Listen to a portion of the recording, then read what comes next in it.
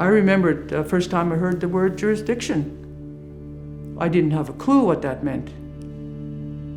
And then when we started organizing to go to court under Gitanmaax versus the Queen, we learned pretty quickly how many different definitions of jurisdiction there was. But the one thing that I knew was that I already knew jurisdiction. I just didn't know it as that English term. I knew it as wil'naat'ahl, ayook, That's our jurisdiction. We have thousands of years of jurisdiction. Why do we need to create jurisdiction the way white people want us to define it? Quit doing that. Don't do that. Define your jurisdiction. Here's our jurisdiction. Here's how we're going to do it.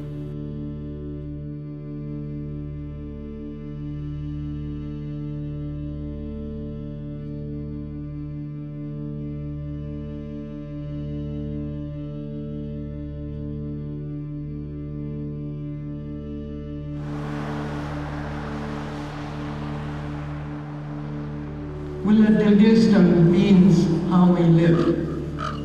Wila Dildilsdi'm is also the framework that Gitxsan Family Services is organizing under and building a foundation upon to look at how we take care of our families here in the community of Gitanmaax. So Wila Dildilsdi'm over today will be specifically with regard to the program of service delivery that Gitanmaax is offering to its families. Wila Dildilsdi'm has been in the works for, I want to say, many decades, long before my time. And I am extremely excited about all of the good work that they are currently doing on behalf of the Gitanmaax band. Most exciting, I think, is that we are now in the process of doing community engagements regarding the reclamation of jurisdiction over child and family services. And this is a dream that has been held by many of my predecessors, including my late mother, who was the chief of this community as well for many, many years. And her goal was always to reclaim that jurisdiction, to reclaim that authority and that legal agency over our own children, because it was her belief, and it's my belief as well, that we have all the answers that we need here within our community, and that we know what is best for our children and our families. So when I think about the current child protection system, or that's what they call it provincially and federally, my biggest issue, and I think the biggest barrier that we face as Gitxsan people and as Gitanmaax First Nation in our attempts to reclaim jurisdiction, is the different way that we view the roles that children play in our families. One of the biggest hurdles that we face is this focus on the best interests of the child principles. As Gitxsan people, we don't view our children as individuals. We look at them as important parts of a whole. They're an important part of a collective. And when you remove a child from that collective, you're not just impacting that child's life, you're impacting that child's family and the surrounding community's life, because that child was born into roles and responsibilities. That child was born with a sense of belonging, not just to their parents, but to their extended family, to their huwilp, to their clan system, and to the community, and to the Gitxsan nation as a whole. And so I think one of the goals of Wila Dildilsdi'm is to reclaim that understanding of the role that our children play and how they are the hearts of our community, and that we need them to be home with their feet on the territories if we intend to thrive. We talk about jurisdiction, and we always fall into the trap of jurisdiction as white people define it. And we can't do that. Just the same way we had to fight when we talked about our ownership of our lands when we were getting ready for the court case. When we talk about jurisdiction, is that you need to understand what is Gitxsan jurisdiction and go from there. And the child welfare system that's been imposed upon us is totally opposite of who we are as Gitxsan. But in the case of child welfare, It has nothing to do with the well-being of our families and our children, because that's what that system does. It takes our children away from the family that is there to protect and advocate and grow the child. Our children were being taken and put into foster homes with non-natives. And so the continuation of the residential school focus, like to take the Indian out of them, was still alive and well, but just under a different name. We inherited from the elders the drive that we didn't want any more of our children to be lost. We didn't want them to be taken away, that we had our own ways of looking after them. And so that's sort of where we're focusing right now with the Gitanmaax Child Care Committee, is that we want to be in control. To me, I know what my jurisdiction is. I know who's responsible for my child and my child's children and my grandchildren's children. I know that's my jurisdiction. We know what is best for our children and for our families. We've always known. Our ancestors have always known. We have a long history, going back millennia, prior to contact, where our families were fully responsible for their own children. There were no such things as social workers. There was no such thing as removals until contact. And the reason there was none of that happening is because Gitxsan people come from a reciprocal culture. And what that means is that we take care of our own for the benefit of the whole. And when I say that we're taking care of our own for the benefit of the whole, I don't just mean the nuclear family. Like, when we talk about a family, we're not talking about just mom and dad. We're talking about mom, dad, aunties, uncles, grandmas, grandpas, the whole entire extended family, and it stretches out into the wil'p. And you might not even be blood related to some of the people in your wil'p. But traditionally, it would have been their responsibility to ensure that every member within their wil'p, within their family, was taken care of. You know, your identity is established right at birth through your mom's side, or matrilineal society, they say in Amshua. You get your names, your responsibilities, and your wil'p, all from your mother's lineage, and that's what governs your life.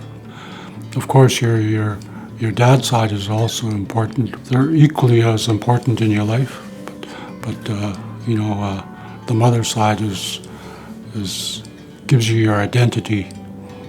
The challenge for us as Gitxsan is, how do we translate that so that the outsiders can understand? Wila Dildilsdi'm, the way we live. And it falls in line with wil'naat'ahl Gitxsan, the Gitxsan way of being. And in order to build something that is based on the Gitxsan way of life, we need to call upon our elders and our knowledge keepers, because they are the ones who hold the knowledge and the experience that we require in order to reclaim our laws and our child rearing practices. They are also there to support us, to guide us, essentially, in the work that we do, so that everything we do is based on Gitxsan law, and it's based on its own merits. We are not trying to take Gitxsan law and fit it into a Western or colonial system. What we want is we want to reclaim our laws in a way that has worked for our ancestors for millennia. So we're not rebuilding something. What we are doing is we are reclaiming what was taken from us. Just creating and being part of the child welfare system, it's not ours. That belongs to white people, white Canada. Old white men were the ones that created that system. And when you have a matrilineal system like the Gitxsan, it's like an immediate clash. So it's really important for people to not dismantle. Why waste energy trying to dismantle a system that's not yours? Is to step away from that and to reinforce your own system and retake it. I think our society really took a hit, and I think we're just in the recovery stage of that now, and I think we're getting stronger. It all stems back to the effects of colonialism and IRS, Indian Residential School, legacy, and now with Wila Dildilsdi'm, I think we can use that as a good anooya or a tool to build on that and reestablish our core values for family and kinship, which is the foundation of our society, you know, our relationship to each other and to the land. I think it's important for people to know that every single one of us that works here at Wila Dildilsdi'm genuinely, truly cares about the well-being of our fellow community members, and the work we're doing is for everyone. It's hard work, but it's such rewarding work, and we truly enjoy and love what we do. I was a very young mother. I had a child while I was a teenager, basically. Because I was a young mother, I did live in constant fear. I lived in constant fear that if I stepped out of line at any point in time, MCFD would come and they would try to take my baby from me. There was no support for mothers like that when I had my son. And so to me, the work that Wila Dildilsdi'm is doing every single day is just so crucial, I think, to not only giving the young mothers and young fathers the tools that they need to be the best parents that they can, but to empower them so that if there is ever a point in time where there is ministry involvement, they will know what their rights are. They will be able to stand up for themselves and use their voice. And if they don't feel comfortable doing that, they can call Wila Dildilsdi'm and they will be there with them. No ministry worker should ever be visiting one of our homes without a staff member from Wila Dildilsdi'm with them there, to be their advocate, to be their support, to ensure that the laws are being followed. So to me, that is a really important part of what Wila Dildilsdi'm is doing. And so to me, one of the biggest messages that I think needs to get across to the community of Gitanmaax, but also to the Gitxsan Nation as a whole, is how important it is that we approach these issues collectively, and that we always put the best interests of our families first. We are in a very good position to bring children home, but what we need resources. We need people within our communities to stand up and say, yes, I will be a caregiver. I will welcome this child into my home until such time as they can be returned to their rightful home, to their rightful parents. The current child welfare system is set up in a way that incentivizes removal of our children, not recognizing the importance of things like cultural continuity, meaningful connections to family, and most importantly, the ability of our children to come home and know who they are and where they're from, and the ability of them to develop a strong, healthy cultural identity. And that is something that cannot be taught to children via YouTube videos or, via cultural safety plans, as MCFD calls them. The way that we view that is that children need to be home. They need to come back home to the territories. Their feet need to touch the soil. Their hands need to touch the water. Only then will they know who they are. And what that requires is that we have people who come forward from families who say, you know what, rather than having that child removed and placed in a home outside the community, we have an auntie here, or we have an uncle here, or we have a Gitx or a Ya'a. Somebody will come forward and care for that child. And so if there's one thing that I can impart upon our population as a whole, it is that we need you. We cannot do this alone.